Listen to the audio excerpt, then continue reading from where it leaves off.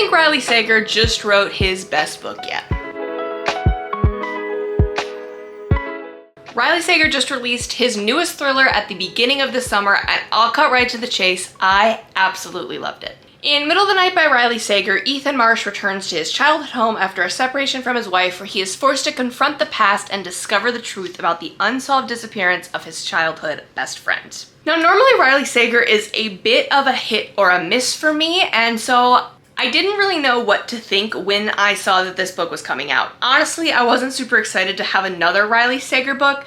Usually I know that I'm going to like them, I'm going to enjoy them, but I'm usually not going to love them. I kind of explained a bit of my thoughts in the video I made, most anticipated horror releases of summer 2024. I just don't know if I like his style of writing, I'll say.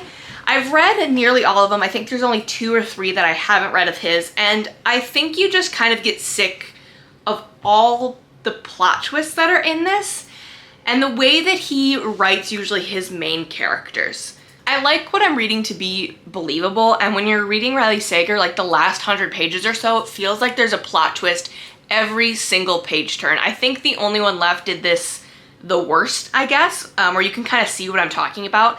Because most of these plot twists in his books make absolutely zero sense. They're just in there for shock value to keep you guessing.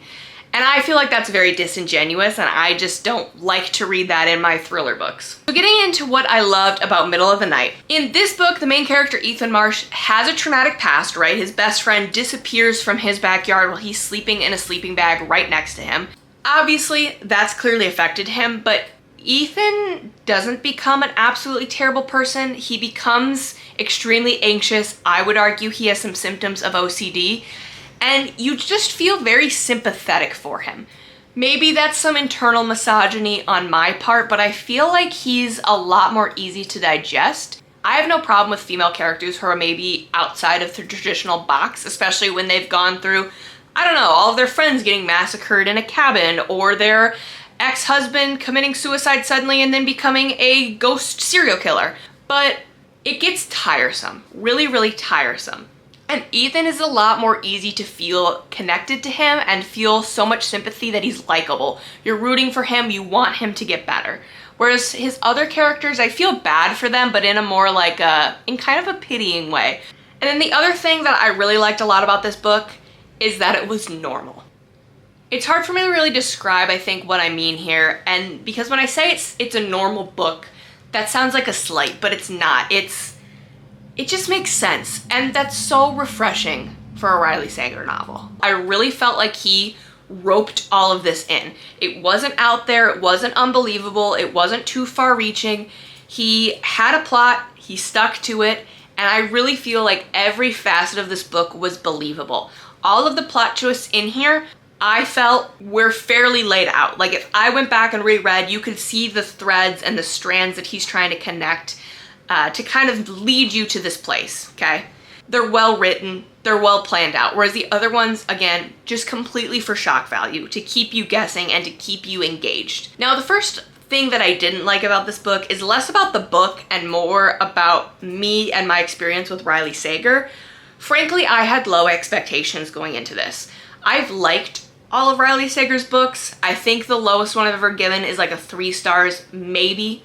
Most of them fall in that like 4-star range because they are really easy to read, but I've never been in love with them necessarily. I saw Possessed by Horror say that everyone loves their first Riley Sager novel, and I think that that's very true.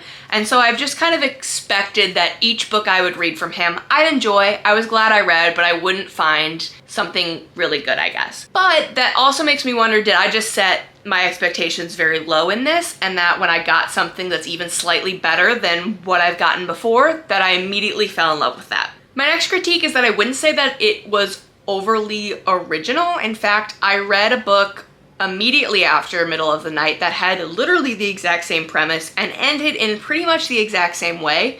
So definitely not doing something overly original, overly creative in this book. And I feel like Riley Sager is capable of being creative and original, and I don't know if we saw the full extent of that in this book. Again, loved it, loved the premise, but I feel like it could have been a little bit more creative in the story that it tried to tell. And then my other critique, this story is told mainly through Ethan's perspective, but then about every other chapter or so, there's a flashback to the day that Billy disappeared.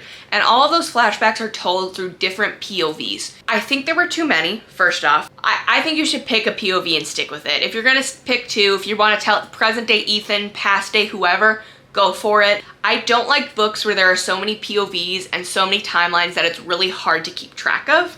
And this book, I think, was one POV away from being overly complicated. I'm gonna talk a little bit more about this in the spoiler section of this review, but also all of the POVs led you to believe that this person was the culprit.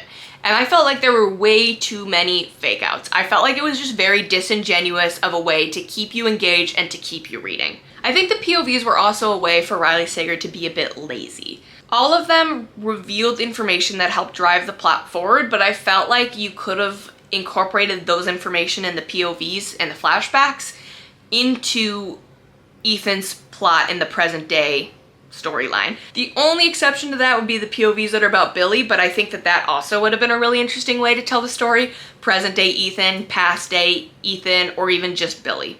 So I would give Riley Sager another try if you've read one of his novels and you didn't like it, or if you're getting kind of sick and tired of what he's been putting out lately.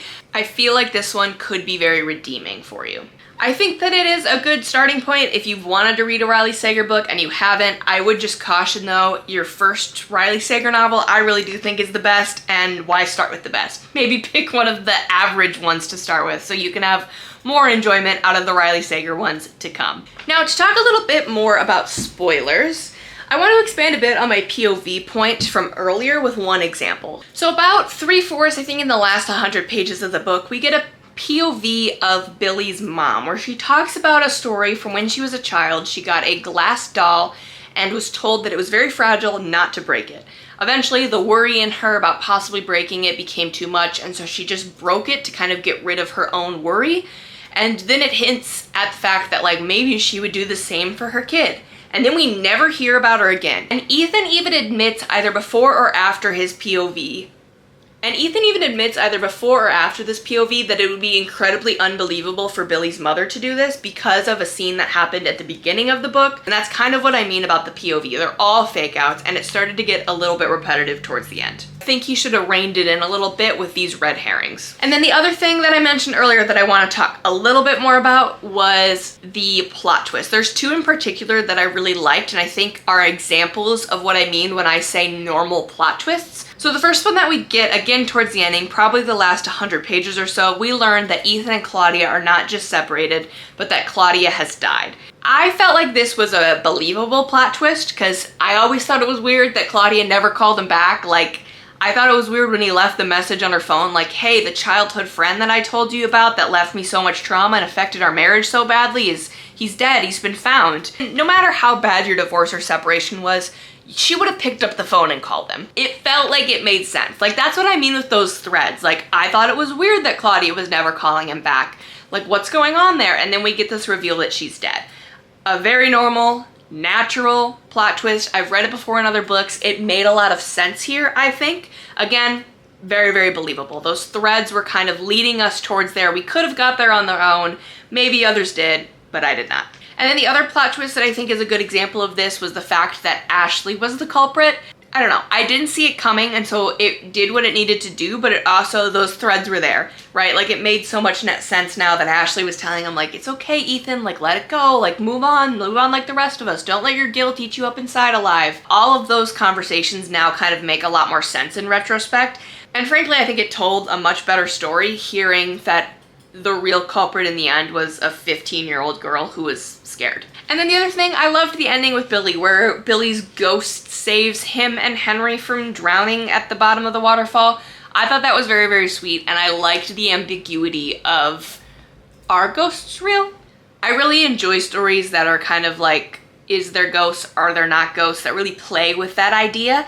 And I love when stories drop just a little bit of like paranormal into the ending and they don't address it and kind of just leave that question unanswered. I did enjoy the fact that this ended up not being a paranormal book. As much as I love ghost stories, I really didn't like that The House Across the Lake ended in that way, that it was a ghost husband possessing his neighbors. Like, it just didn't make sense. I liked that this book was very, very grounded in reality, even though they played with that question at times, but then in the end kind of added that little hint of, are ghosts real? At the end. I always enjoy endings like that, and then I think it's additionally sweet that his best friend was still looking out for him in the afterlife. So it's probably no surprise that I gave this book a 5 out of 5 stars. It was really easy to pick up. I did read it on a beach though, so there is that, and it was really hard to put down. I would also recommend this to almost anybody. I don't think I've ever recommended a book to my mom because she's so different in me than what I liked, but I think this might be the first book that I recommend to her, and I think I would recommend this book to anybody, even if they're not really into like the horror thriller genre. I feel like this is a great place to start. It's not too out there, it's very enjoyable, it keeps you on your toes, and I think it was a great read. I'd recommend it to anyone, both new and old Riley Sager fans alike. So let me know if there's any other 2024 horror book releases that you guys would like to see my thoughts on. I am trying to work my way through my most anticipated horror releases of the summer video, and I believe this one was first up. So a couple other ones I'm on the wait list for at my library, and I'm looking forward to reading those, but let me know if there's one that you'd like to see. I'll see you next time.